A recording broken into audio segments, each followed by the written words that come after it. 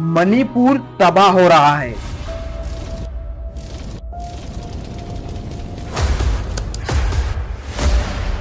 इस पे आप लोगों ने बहुत सारे वीडियो देखे होंगे जो ये बता रहे हैं कि मणिपुर प्रोटेस्ट में क्या क्या हो रहा है, कैसे हो रहा है और कुछ उसके पीछे का रीजन।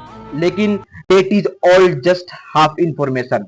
मियर ट्राइबल का इतना मैसेज प्रोटेस्ट क्रिएट करना कि 60 लोगों की जान चली जाए और 1500 से भी ज्यादा घर जला दिए जाए और 9000 से ज्यादा लोग अपनी जगह से डिस्प्लेस हो जाए, मुझे ये बताना क्या कोई नॉर्मल प्रोटेस्ट में ऐसा होता है क्या? नहीं ना। इस प्रोटेस्ट में आप मानो या ना मानो कुछ बहुत ही वायलेंट टेररिस्ट ऑर्गेनाइजेशंस का हाथ है। ये भारत को इंस्टेबलाइज करने का एक प्रोपागेंडा है। अगर आप मणिपुर की पूरी सच्चाई जानना चाहते हो तो ये वीडियो पूरी एंड तक देखना।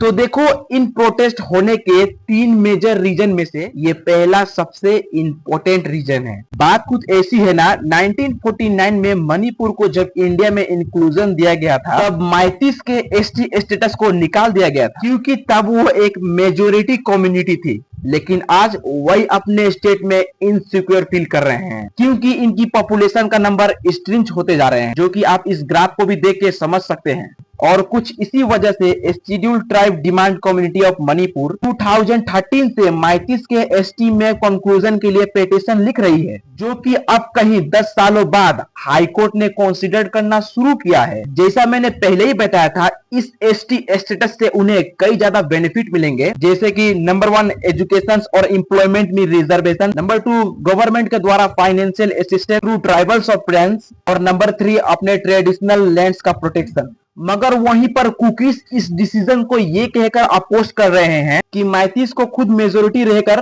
कैसे एसटी स्टेटस देना चाहिए, क्योंकि इस स्टेटस के बाद उन ट्राइबल कम्युनिटी वालों के पास कोई रिजर्वेशंस और बेनिफिट नहीं रहेंगे जो वाकई में इसके हकदार हैं। और दूसरा मेजर रीजन है लैंड्स राइट्स मिलना। माइतीस मेजोरिटी होते हुए भी वो अपने स्टेट में लैंड्स नहीं ले सकते हैं। बात कुछ ऐसी है ना, 1916 लैंड रिफॉर्म एक्ट के तहत हिली डिस्ट्रिक्ट के एरिया में सिर्फ ट्राइबल कम्युनिटी के लोग जमीन ले सकते हैं। लेकिन अब रिसेंटली स्टेट गवर्नमेंट ने जॉइंट सर्वे कंडक्ट किया था, इसके अकॉर्डिंग उन लोगों को या गांवों को एविक्ट किया जाएगा जो भी फॉरेस्ट रिसोर्ट में इलीगली सेटल है। उनके मुताबिक सारे इलीगल बिजनेस कुकीज कम्युनिटी के मिलिटेंट करते थे, जो गोल्डन ट्रायंगल में ड्रग्स बेचने में हेल्प करते थे। इन दोनों कम्युनिटी का टेंशन अभी तक यही खत्म नहीं हुई। इन ट्रायल्स का सबसे छुपा हुआ रीजन है पॉलिटिकल पावर। देखो, मणिपुर में टोटल 60 एमएलए सीट है, जिसमें से 40 माइटी डोमिनेटेड वैली रीजन में है, यानी कि 10% सिर्फ एरिया वाले में। वहीं पर बचे 20 सीट्स 90% एरिया वाले हिली रीजन में फैले हुए हैं, जो ट्राइबल कम्युनिटी द्वारा डोमिनेटेड है। और इसी वजह से कहीं ना कहीं कुकीज और नागा ट्राइब्स को एक sense of loss of power feel होता है और उन्हें ऐसा लगता है कि गवर्नमेंट माइती गवर्नमेंट के साथ मिलकर उन ट्राइबल कम्युनिटी को मार्जिनलाइज कर रही है। और वहीं पर दूसरी तरफ Bangalore Manipur student association statement में यह मेंशन था कि क्रिश्चियंस ने हिंदू घरों को जला दिया। सारी सिचुएशन जहां सिर्फ माइती और कुकीज के बीच में थी, उस पर हिंदू और क्रिश्चियन का भी टैग लग गया। सो मणिपुरी को यह समझना होगा कुछ एंटी इंडिया एलिमेंट्स इस नैरेटिव्स को यूज करके